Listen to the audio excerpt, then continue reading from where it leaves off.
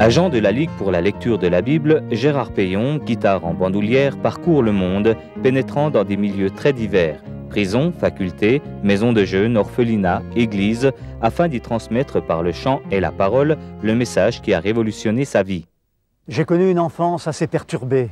À l'âge de 3 ans, j'ai dû quitter le foyer pour aller dans un sanatorium pour une primo-infection. J'allais rester 3 ans loin de la maison et pendant ce temps, mon père allait mourir chez nous à Lyon. Après ces 3 années, une famille suisse très sympathique du Jura bernois m'a accueilli alors que j'avais encore à me refaire une santé. Une famille chrétienne qui a essayé de m'apporter l'amour dont elle avait laissé sa vie être imprégnée. Et puis après ces 6 mois, je suis rentré à la maison. Nous étions 7 enfants et ma mère, veuve, dans cette période d'après-guerre, avait beaucoup de difficultés pour nous élever. Et elle a accepté le conseil qui lui a été donné par un pasteur de la région lyonnaise qui lui a proposé de m'envoyer dans un orphelinat alsacien, le Bercail, ce qui signifie la bergerie. Mais le problème, c'est qu'avant le petit déjeuner, nous avions l'habitude de chanter un cantique, de lire un texte biblique et une prière. Mais comme j'avais encore une santé fragile, on me faisait ingurgiter presque de force une cuillerée d'huile de foie de morue. Et j'ai amalgamé huile de foie de morue, prière, chant des cantiques et lecture de la Bible. Je vomissais le tout. Après une année, comme j'étais trop terrible et qu'ils voulaient préserver les autres enfants de cet établissement, ils étaient prêts à me renvoyer à la maison. Mais des familles très sympathiques en Suisse ou en Belgique accueillaient les pensionnaires du Bercail. Et c'est ainsi qu'une famille belge de la région de Charleroi allait m'accueillir et me témoigner pendant 1 an une patience et un amour peu communs. Malheureusement, ayant connu déjà la dureté dans ma plus tendre enfance, je n'étais pas reconnaissant. Et ces gens, après cette année, m'ont renvoyé dans mon foyer, mais ils m'ont tendu la perche encore pendant des années, me payant le voyage Lyon-Charleroi au début des grandes vacances, me renvoyant après 2 mois et demi de vacances super, avec de nouveaux vêtements, de l'argent de poche. Mais un jour, au mois d'août 54, après m'avoir accepté pendant 6 années de suite, ils ont jeté un ultimatum à Dieu. J'ignorais cela, je l'ai appris des années plus tard. Ils ont dit à Dieu, s'il ne change pas cette année, on est à bout. On ne peut plus le supporter. Ils avaient essayé de m'apporter la parole de Dieu, ils avaient essayé de me présenter l'évangile, mais je n'en voulais pas parce que j'avais l'impression que la vie chrétienne était une vie de cave, une vie de pigeon. Et moi, je voulais être un caïd, moi, je voulais être un dur. Et c'est d'ailleurs ce que je dis dans une adaptation de Negro Spiritual. Comment j'ai traité Jésus-Christ au début et comment par la suite, reconnaissant combien je m'étais trompé, j'ai accepté de lui confier ma vie. Jésus vint dans ce monde, non pas pour y régner. Il laissa dans le ciel sa gloire de premier-né. Il s'approcha de moi et voulut me parler. Le croyant trouble fait, je hurlai à tue-tête. Oh non, merci, je ne veux pas t'écouter. Je mène la grande vie, je veux aller danser. Je préfère mes plaisirs à ta félicité. Mais comme il insistait, je l'ai fait crucifier. Ayant goûté à tout, sans être satisfait, je tombais à genoux pendant qu'il me parlait. Je pleurais longuement, conscient de ma misère. Je lui dis dans un souffle mes déceptions amères. J'ai tout gâché et me suis compromis, et c'est à cause de ça que toi tu fus puni. Seigneur, peux-tu encore vraiment me pardonner? Bien sûr, me dit Jésus, car pour toi j'ai payé. Depuis ce jour de joie, je suis reconnaissant. Je m'adresse à mon Dieu comme un de ses enfants. Je chanterai toujours en marchant vers les cieux, car dans ce jour béni, il m'a ouvert les yeux. Oh Dieu, merci pour cette liberté. Je suis sous ton regard pour toute l'éternité. Mon pays c'est le ciel, c'est toi mon souverain. Quoi qu'il puisse m'arriver, tu me tiens dans ta main. Quoi qu'il puisse m'arriver, tu me tiens dans ta main. Quoi qu'il puisse m'arriver, tu me tiens dans ta main. Quoi qu'il puisse m'arriver, tu me tiens dans ta main. Ils m'ont proposé de me payer un camp de jeunes. Chouette, c'était un camp mixte. Voilà ce qui m'attirait, les filles, le sexe opposé. mais en même temps c'était un camp biblique. Ça signifiait que chaque soir, je devais subir le boniment d'un gars qui ouvrait la Bible et qui essayait d'appliquer ces vieux textes qui me paraissaient poussiéreux, dépassés à notre condition d'adolescents vivants. À l'époque de James Dean, vivant à l'époque des fondateurs du rock'n'roll qui ont traduit dans leur musique leur fureur de vivre, leur révolte contre un monde sans cœur. Au début, je n'écoutais pas ce que disait le prédicateur, mais un soir, alors qu'il a dépeint le récit de la crucifixion, alors qu'il a parlé de la souffrance connue par le seul juste, le seul innocent que la terre n'ait jamais porté, alors qu'il a insisté sur cette phrase désespérée poussée par le crucifié Jésus, « Mon Dieu, pourquoi m'as-tu abandonné ?»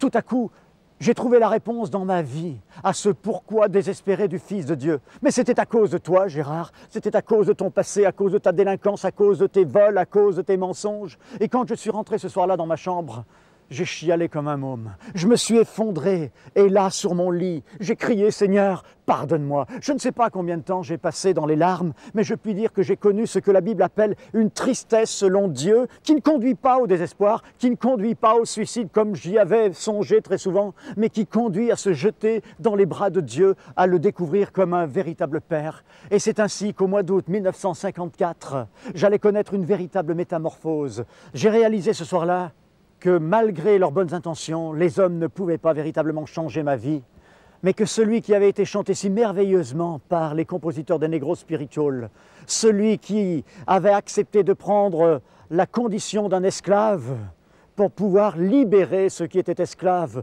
de leurs péchés, c'était lui et lui seul qui pouvait changer ma vie. Et c'est ce que je traduis dans cette adaptation de Negro Spiritual.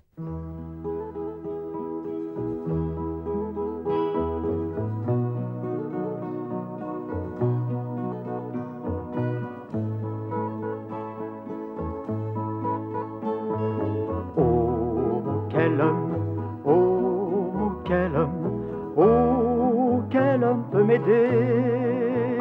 Aucun dans ce monde ne peut me libérer. Je suis enchaîné au péché.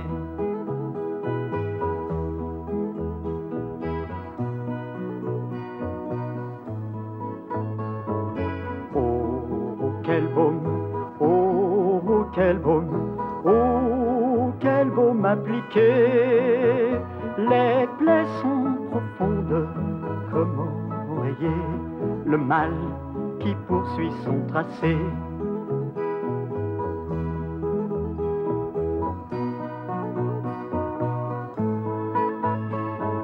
Oh pardonne, oh pardonne, oh pardonne mon passé. Jésus dans ta tombe, tu peux l'enterrer, tu mourus pour m'en libérer.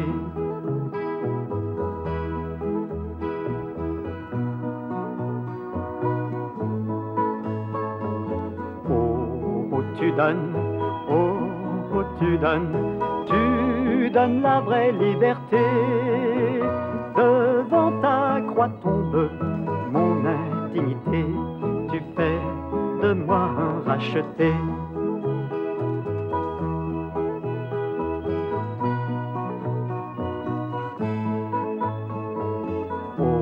Oh, tu donnes la vraie liberté. Devant ta croix tombe mon indignité, tu fais de moi un racheté. Tu fais de moi un racheté. Tu fais de moi un racheté. Tu fais de moi un racheté.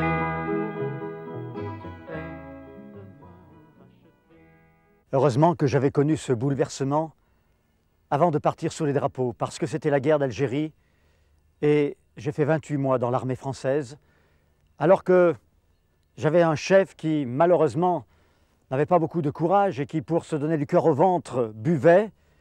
Et lorsqu'il était plein, il faisait courir des dangers aux hommes, ne faisait plus respecter les distances.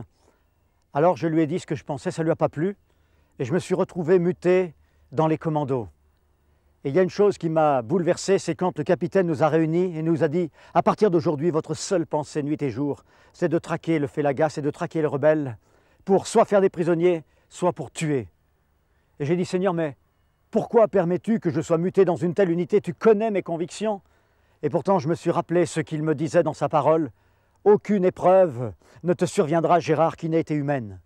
Je suis fidèle, et en même temps que la tentation, je préparerai le moyen pour que tu t'en sortes, afin que tu puisses la supporter. » Alors je me suis cramponné à de telles promesses, et à un autre verset où Dieu me disait que toute chose concourait au bien de ceux qu'il aimait. Je dis, Seigneur, honore tes promesses. Et je peux dire qu'il les a honorées. Et je peux dire qu'il m'a prouvé, pendant que j'étais dans cette unité de commando, qu'il était présent et qu'il pouvait me permettre de maîtriser mes pulsions, changer le cœur d'un homme et lui donner la possibilité d'aimer alors qu'on lui demandait de haïr, alors qu'on lui demandait de pratiquer la question qui voile un mot plus infamant, la torture. Et je pense à cet homme qui était là et qui avait commandé le peloton d'exécution pour la crucifixion de 2 truands. Il devait y en avoir un 3e, le chef de bande Barabbas.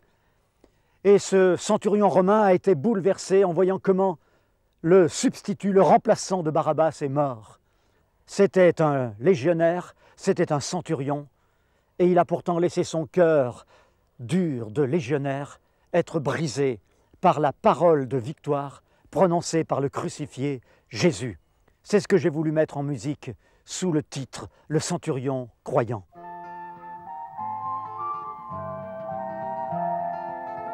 Assurément, cet homme est fils de Dieu.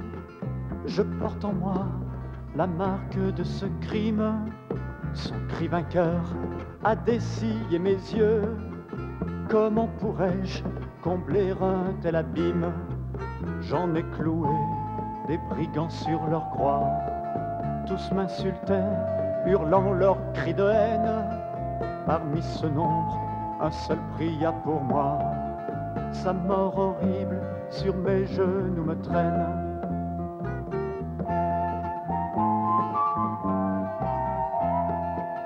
La terre tremble, mon cœur en tremble aussi. Le roc se pend, les tombes lâchent les corps.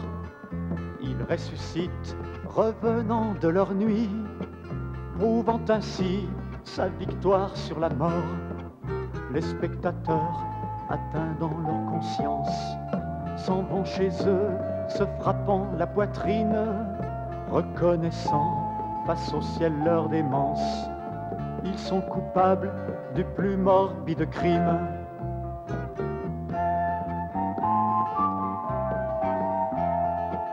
Coupable comme eux, j'ai pleuré sur ma vie. Je ne peux plus porter ce lourd fardeau. Je lève les yeux et vers Jésus je crie. Pardon Seigneur, pardon pour tous tes maux. Coupable comme eux, j'ai pleuré sur ma vie. Je ne peux plus porter ce lourd fardeau. Je lève les yeux et vers Jésus je crie. Pardon Seigneur, pardon pour tous tes maux. Pardon Seigneur, pardon pour tous tes maux. Pardon Seigneur, pardon pour tous tes maux. Pardon Seigneur, pardon pour tous tes maux. Pardon Seigneur, pardon pour tous tes maux. Pardon Seigneur. Après avoir connu cette tristesse de la repentance qui m'a poussé à crier « Pardon Seigneur, pardon pour tous tes maux », il fallait que je fasse l'expérience de la guerre d'Algérie. Il fallait que je sois confronté avec la capacité de cruauté des humains. Dans cette unité de commando où j'ai assisté à des scènes que je ne vous décrirai pas, mais qui restent encore gravées dans ma mémoire, j'ai réalisé que l'humanité, chacun d'entre nous, moi, vous qui m'écoutez, nous avons besoin d'être pris en main par quelqu'un qui est prêt à faire cette transplantation cardiaque. Il a donné lui-même sa vie pour moi, il l'a donné pour vous.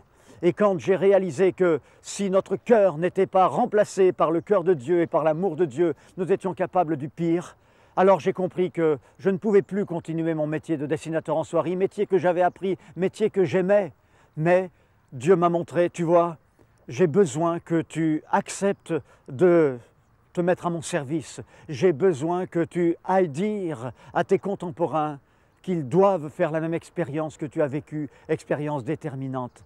Et c'est ainsi qu'en rentrant d'Algérie, j'allais me former pendant 3 ans dans une école biblique, et puis j'allais accepter la proposition de 2 médecins, mari et femme, qui m'ont proposé de devenir aumônier dans une maison de relèvement pour alcooliques dont ils étaient les responsables. C'était dans la banlieue de Dunkerque. Et là encore, au service de Dieu, j'ai réalisé que la vie chrétienne n'était pas une vie facile, c'était une vie de combat. Mais je peux dire que je n'ai jamais été abandonné par celui qui a accepté de me prendre dans son équipe, qui a accepté de m'engager dans son armée. Aujourd'hui, le ministère de Gérard Payon revêt plusieurs facettes. Il anime des soirées ou séries d'évangélisation par le témoignage et le chant, souvent accompagné de son épouse Arlette. Avec leurs 4 enfants, ils ont enregistré plusieurs disques et cassettes, secondés en particulier par Noël et Didier Cheffneux. Gérard est intervenant et aumônier de prison. Il a visité à ce jour plus de 160 établissements pénitentiaires. Le magazine Jeunesse libérée, dont il est le rédacteur depuis 28 ans, prolonge son ministère auprès des divers publics touchés. De clamer « Il est tout pour moi » n'a pas fait de moi ni un exalté, ni un fanatique intransigeant, encore moins un frustré ou un complexé. Mais quand je jette un regard en arrière, à la lumière des 37 années qui viennent de s'écouler, je puis véritablement dire que si je ne l'avais pas rencontré, je n'aurais jamais connu une vie aussi exaltante. Et pour connaître cette vie, il a fallu que lui accepte de naître dans un village obscur de Bethléem. Il a fallu qu'il accepte de connaître l'obscurité de la vie d'un apprenti menuisier charpentier. Et jusqu'à l'âge de 30 ans, il a pratiqué le métier de son père adoptif. Et puis, quand il a pris position publiquement, il a rencontré l'opposition des autorités en place. Et comme il ne voulait pas se taire, ils ont décidé de l'arrêter, de le juger, de le condamner. Et dans ce jardin, sur le mont des Oliviers à Gethsémanée, il a connu l'arrestation, puis le jugement sommaire, puis la crucifixion. Alors comment ne pas dire, ayant pris conscience de la réalité de son amour pour moi, comment ne pas lui dire « Oui, je t'aime ».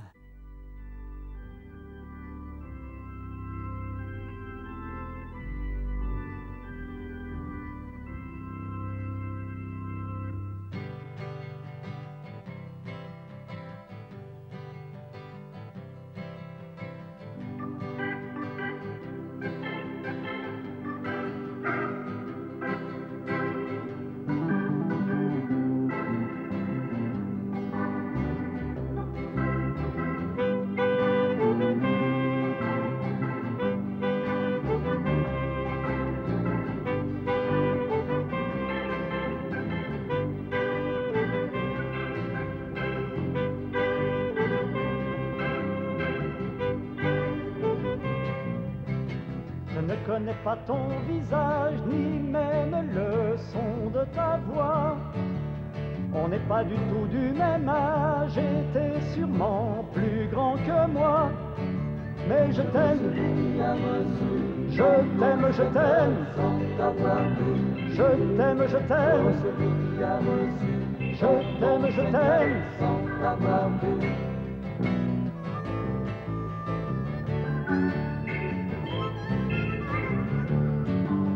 Je n'étais pas à Bethléem, je n'en verrai jamais la trace.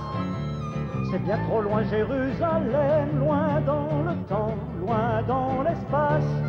Mais je t'aime, je t'aime, je t'aime, je t'aime, je t'aime, je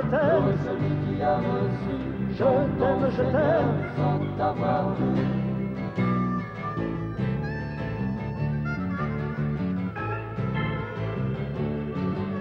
Dans le jardin des Oliviers, c'est pas à moi que tu parlais.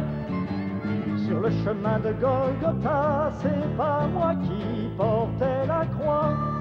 Mais je t'aime, je t'aime, je t'aime. Oh, je t'aime, je t'aime, je t'aime. Je t'aime, je t'aime. Je t'aime, je t'aime.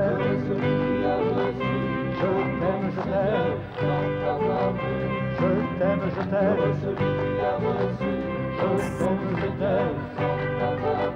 Je t'aime, je t'aime. Je t'aime, je t'aime.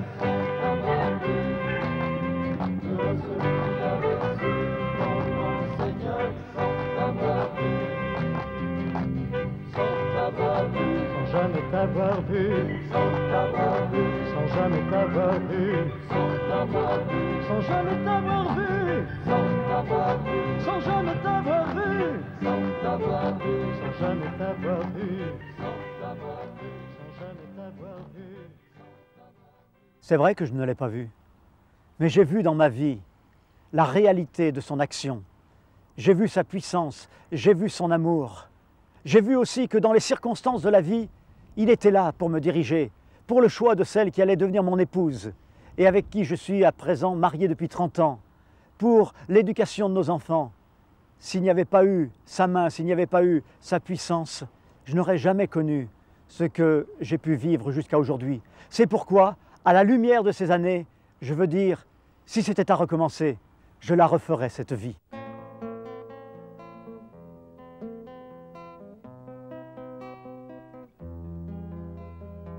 Parfois je pense au temps béni de ma jeunesse. Je revois ta croix de folie et de tendresse. Tu m'as donné bien des années, bon maître, je t'en remercie. Si c'était à recommencer, je la referais cette vie.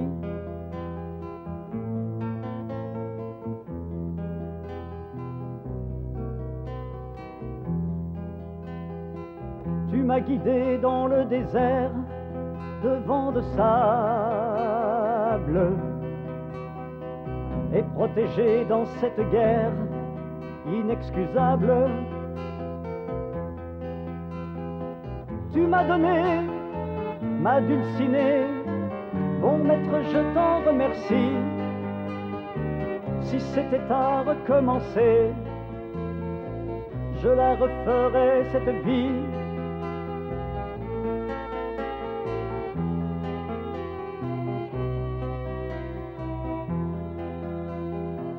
J'ai dit ton nom sur les montagnes, à perdre haleine, délaissant souvent ma compagne, biche des plaines, qui m'a donné 4 bien-nés. Bon maître, je t'en remercie. Si c'était à recommencer,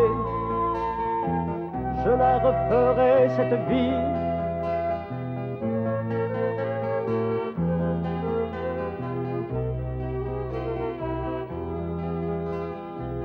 Et quand les premiers cheveux blancs vont apparaître, que je demeure ton enfant et fier de l'être. Tu m'as donné bien des années, bon maître, je t'en remercie. Si c'était à recommencer, je la referais cette vie. S'il fallait la recommencer, redonne-moi la même vie.